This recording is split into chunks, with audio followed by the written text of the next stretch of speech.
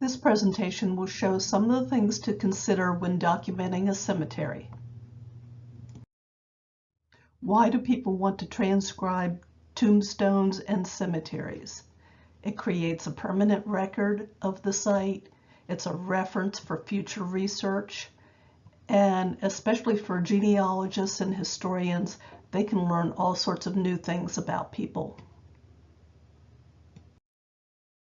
There are many ways to document a cemetery. Different groups have different methods and different reasons for documenting cemeteries. Conservators, archaeologists, genealogists, and gardeners all view things differently. This presentation will show some of the common points to consider when documenting a cemetery. Various types of cemeteries may have different features that require different methods of documentation. Check with the owner of the property, if known, before visiting. Sometimes these owners don't want anyone going on their property. Check to see what kind of information you already have available about the cemetery. Before you go out into the field, consider what you should take along. Do you already have information that needs to be verified? Take a cell phone to photograph the cemetery and individual tombstones and for safety purposes. Consider wearing long-sleeved, light-colored clothing to help keep the bugs away. Take insect repellent. What tools will you need? Do you plan to transcribe information on site? If so, take a clipboard, paper, and a pencil or pen. There are a lot of different hazards at a cemetery. Not are all well maintained. Think about groundhog holes, foxholes, roots that may be in your way, briar bushes, insect nests, trash and broken glass, poison ivy, branches at head level. All can be hazardous to your health. Lighting is an important factor in photographing cemeteries. You may need to visit during certain times of the day in order to have the sun clearly show on the face of the stone. There are many ways to adjust the images on your computer at home as well, enabling you to see the most information.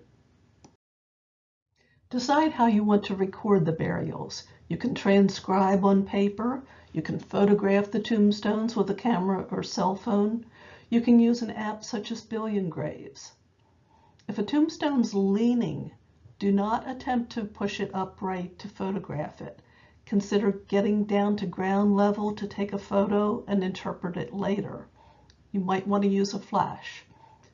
Tombstones are heavy. If you have a tombstone that's face down, do not attempt to turn it over. They're very heavy and you may damage the stone in trying to turn it over. Consider in advance how you plan to document the cemetery. Always record your information in a consistent manner, such as back to front, left to right. If you're working with others, make sure the area where they start and stop are well defined. Consider using pin flags. If stones are in rows, make sure someone checks for possible graves in between those rows.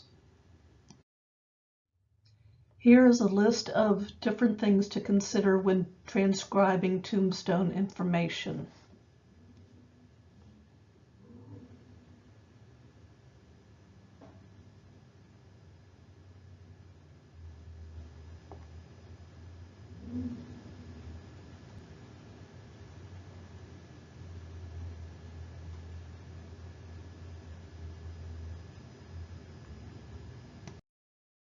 Tombstones are not always completely legible.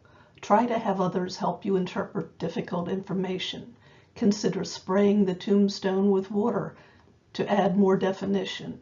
You may consider lightly cleaning the stone completely with water and a soft brush. Or an aluminum foil rubbing may make it easier to figure out any difficult word or number, but it won't hold up long term. Consider making a slightly muddy smear to put on the stone to fill in information, making it more legible. Never use any kind of chemicals, including chalk or shaving cream, or anything like that on the stone. They can damage the stone permanently. Leave that to the professionals. If you have a tombstone that has sunken slightly, or you believe it may have more information below the surface, you can use a plastic putty knife or spoon to scoop out more dirt. Metal tools can easily create permanent scratches or even worse. Be sure to replace the soil that was removed and compact it so it doesn't cause the tombstone to lean or tip over. On the left are two examples that just because information is quote-unquote carved in stone, it may not be correct. On the right are two examples of women whose maiden names are not followed by their married names. This is a common error found on many online sites. Be sure to check the top of the stone for a surname, or check below the woman's name for the last name of either her husband or her parents. These are examples of some of the many different types of things that can be found in cemeteries. It's not necessarily just headstones and footstones. Headstones show the name of the deceased. Usually they show both a birth and a death date. They may show a relationship to a person in their family. They may show comments about the type of person that they were. There may be biblical verses or poems. There may be symbols shown on the stone. Always check the back of the stone for additional information. Footstones are found at the foot of the grave. They're usually made out of the same material as the headstone and have the same style lettering. They typically have initials or a relationship. Sometimes people mistake footstones for children's headstones. Monuments are usually larger than headstones and have one or more surnames. Often there are footstones near the base on one or more sides. Fieldstones are fairly upright stones that may look out of place with the area around them. They're often stones that are common to the area, however, and they may be used to mark graves if there has not been money to purchase a tombstone. Funeral home markers may be placed after a funeral to mark the burial location before the tombstone has been placed. They may also be used as permanent markers, but in that case, some of the information may become illegible due to moisture of the paper information or dislodged on metal inserts. Hand-carved tombstones may be simple or complex. They may have the name of the individual and only a death date. They may have a birth and death date. They may be highly stylized. Some of the less traditional types of grave markers can include plaques, fieldstones, different types of crosses. Some are concrete, some are wooden, metal pipes, concrete blocks, bricks, sometimes even just a framed photo. Vault covers may be plain. They may have an attached nameplate. They may have some sort of adhesive letters or letters sunken into other material. They may also have a tombstone at the head of the grave. Vault covers are more commonly found in African American cemeteries. Plot markers mark the name of the person who purchased the plot. They commonly have a last name or the first initial and the last name. They're usually found in larger, older cemeteries. The person who purchased the plot may or may not be buried there. Cornerstones usually have one or more initials and mark the boundaries of the plots which contain multiple graves. Bronze or brass ground plaques are usually found in more modern cemeteries and memorial gardens.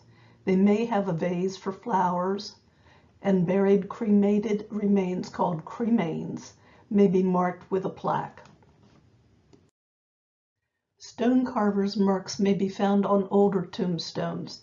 They typically contain the name of the company and the town where they had their business. This was an early form of advertising. Their information is usually found near the bottom of the headstone, but may be located on either the base or the back of the headstone as well. There are many different ways that you can format your report. Some people include photos, drawings, or maps. Sometimes a form with check-off boxes or limited information to fill in can be used. If you've gone to the effort to collect the information, make it available to others. There's no right or wrong way to show that information. Make your information available to others, but first check with property owners to make sure they're okay with the cemetery's exact location being given out. Give a copy of your information to the local historical or genealogical societies. Tell the county about its existence. That helps protect it from future development. Add the cemetery's information to online websites. There are 3 or 4 different main sites: Find a Grave, Billion Graves, US GenWeb, and Interment.net. Here are some online sites that can help you figure out abbreviations that you might commonly find on tombstones.